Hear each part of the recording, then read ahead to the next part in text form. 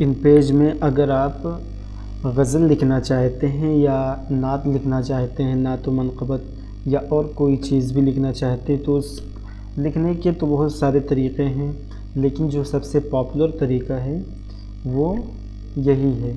तो इस तरीके से आप कैसे लिखेंगे इन पेज में, आप आज इस वीडियो में उसी पे बात करेंगे।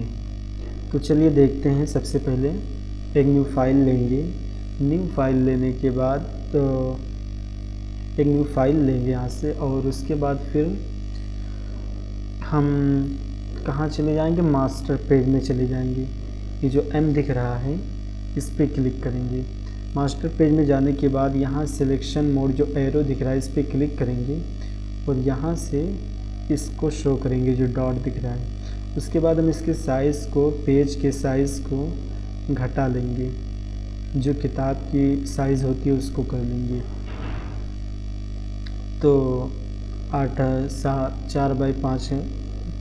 5x8 कर लेते हैं। तो चलिए देखते हैं। एडिट में जाएंगे। एडिट में जाने के बाद प्रेफरेंस में जाएंगे और डॉक्यूमेंट में जाएंगे।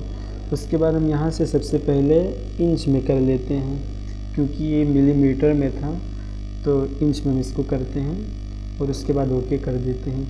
फिर हम यहाँ 5 लिखेंगे, 5, और उसके बाद 8 लिखेंगे। 8 लिखकर एंटर कर देंगे।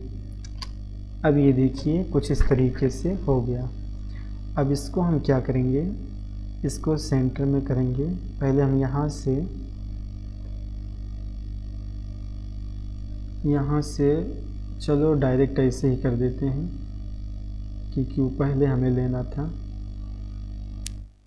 मेरे ख्याल से सेंटर ही में है।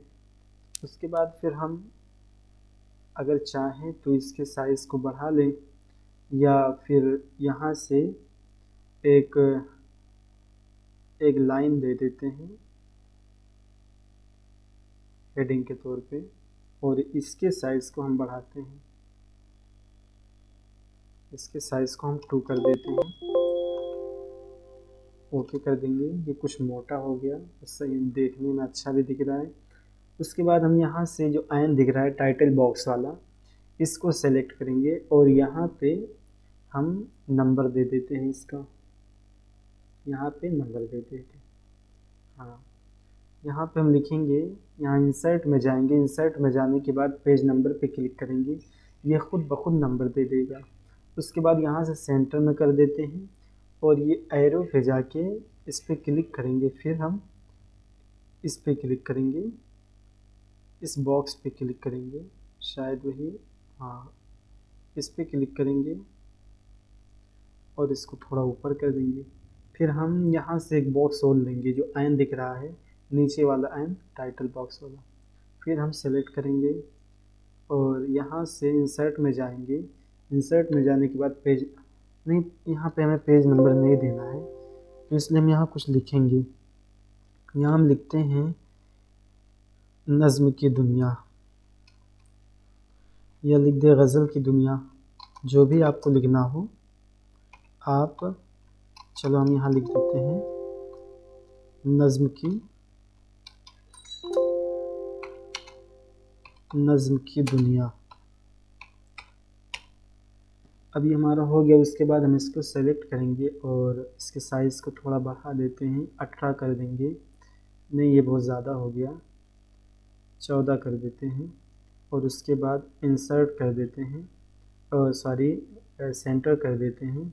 फिर हम ये एरो पे क्लिक करेंगे और उसके बाद इसके लाइन पे क्लिक करेंगे, यानी ये सेलेक्ट हो गया। इसको थोड़ा ऊपर कर देंगे इस तरीके से। अब ये हमारा ये हो गया, ये किताब की शक्ल में एक पेज हमारा बन गया। अब इसमें हमें लिखना है, तो हम पेज मास्टर से निकल जाएंगे। पेज मास्टर से निकलने के बाद फिर अब हम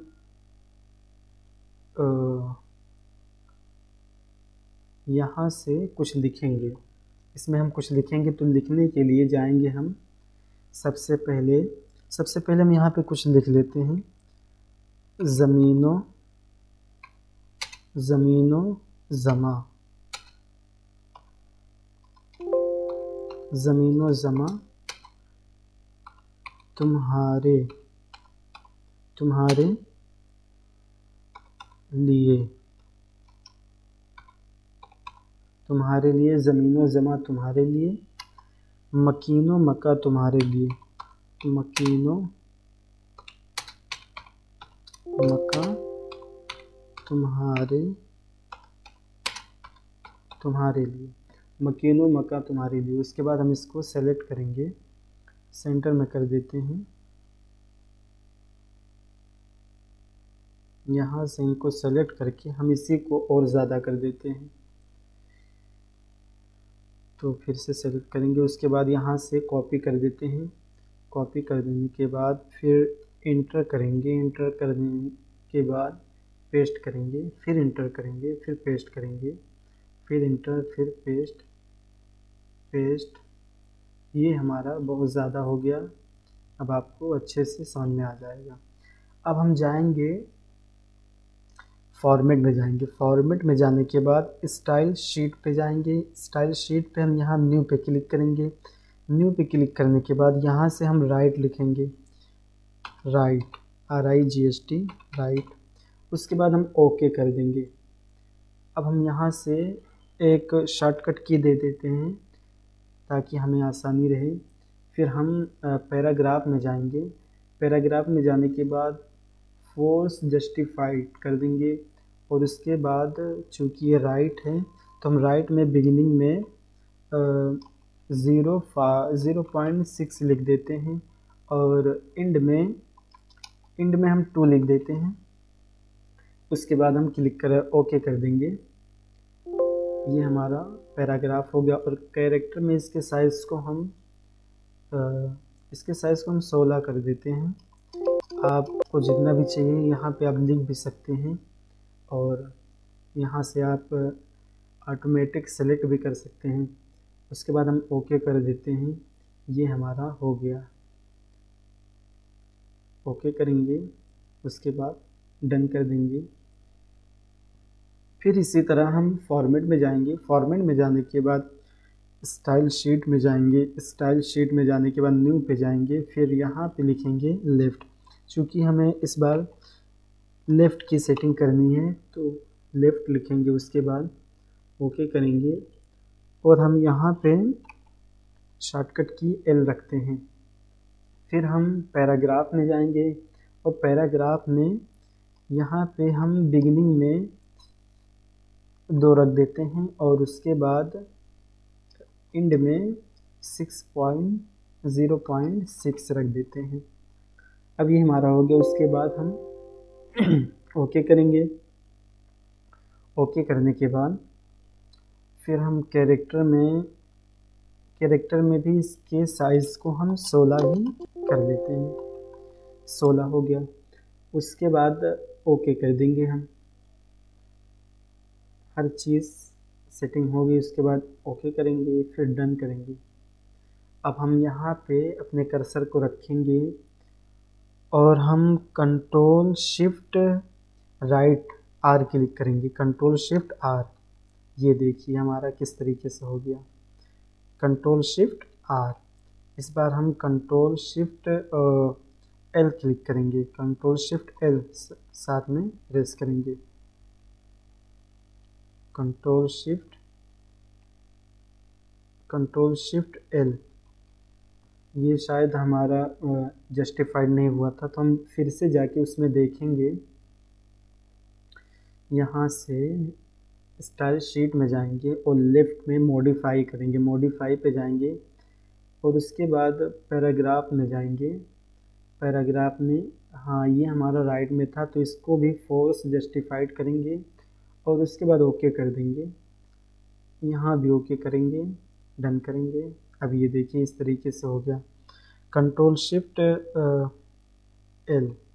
तो इस तरीके से आप आसानी के साथ गज़ल लिख सकते हैं, नात लिख सकते हैं या जो भी आपको लिखना हो। लगभग 3-4 तरीक़े हैं नात वगैरह लिखने के, लेकिन जो सबसे पॉपुलर तरीक़ा है ये तरीक़ा है। तो इसको आप सीखें और खूब प्रैक्टिस करें और इसको हम यहाँ से भी कर सकते हैं। जैसे हमें राइट में करना है तो यहाँ क्लिक करेंगे, ये राइट में जाएगा। फिर हम कर्सर को यहाँ रखें, उसके बाद राइट पे क्लिक करें, राइट में जाएगा। इसी तरह यहाँ रखें, फिर लेफ़्ट पे क्लिक करें, लेफ़्ट में जाएगा।